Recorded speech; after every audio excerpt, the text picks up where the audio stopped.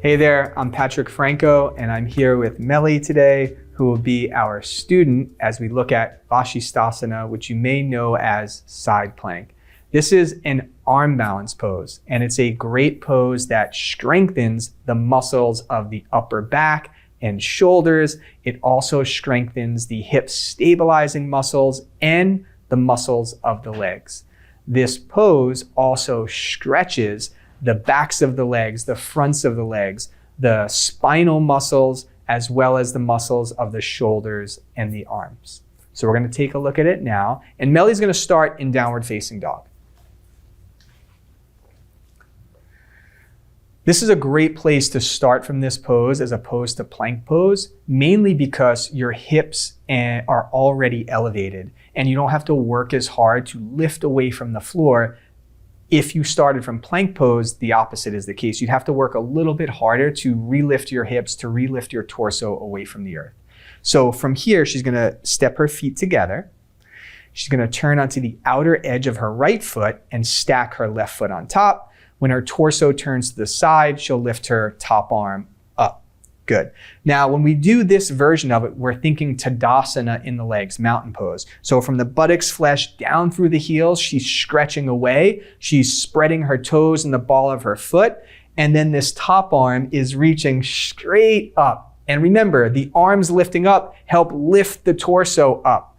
Now the bottom arm, the palm is spreading. The arm above the elbow is turning towards the pinky finger, and that makes the muscles of her back engage.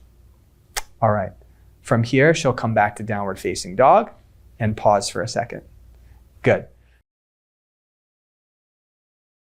So one of the things that definitely comes up with this pose is balancing, or even the ability to uphold your torso above the floor. So one way in which we might modify this pose to make it a little bit more accessible is to scissor the feet instead of stacking the feet.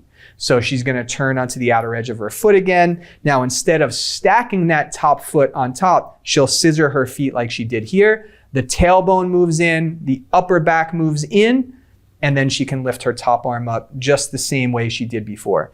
The edges of the feet press down in order to keep her legs lifting, and then that upper arm of the front arm is externally rotating to keep her back engaged. She'll come back, downward facing dog, pause again. So we'll look at one more way in which we can approach this pose, especially if weight bearing is not accessible for you at the moment. So Melly's gonna bring her knees down to the floor. Once she does this, she's gonna extend one of her legs back. Now the leg that extends back is gonna turn itself into like a warrior two shape where her foot can plant and the outer edge can kind of be parallel to the back of the mat. The leg that's still bent, she's gonna move her shin out from under her to the side, and this provides a little more stability as she starts to turn her torso to the side and open up. Good. From this top leg all the way through her head, everything is the same. She just has a little bit more support with that bottom shin, ankle, and foot being anchored down, that it's not as much weight bearing on that front arm. Everything else is the same. The tailbone firms in, the back leg extends, the upper back stays in, and she's using that top arm to help her lift away from the floor. And when she's ready, she can bring her hand down and just sit back.